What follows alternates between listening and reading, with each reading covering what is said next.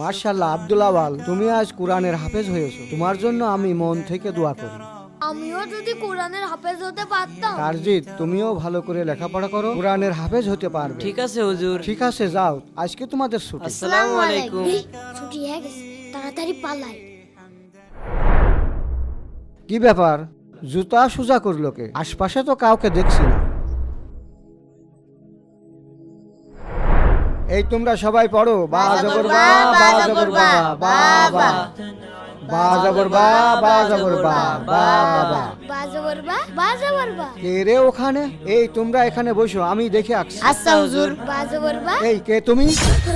এই দাঁড়াও দাঁড়াও, এই তুমি এখানে কি করছিলে? হুজুর, আমাকে মারবেন না, আমি চুরি করতে আসিনি। চুরি করতে আসলে তো কি করছিলে? আমার কোরআনের হাফেজ হওয়ার খুব ইচ্ছা। কিন্তু তুমি এখানে বসে থাকো কেন? আমার কাছে টাকা নাই, বেতন দিয়ে পড়াশোনা করতে পারি না। এই ব্যাপার কোনো সমস্যা নাই, আজ থেকে তোমার পড়াশোনার দায়িত্ব আমি নিলাম, তোমাকে 1 টাকাও দেওয়া লাগবে না। ধন্যবাদ উস্তাদ।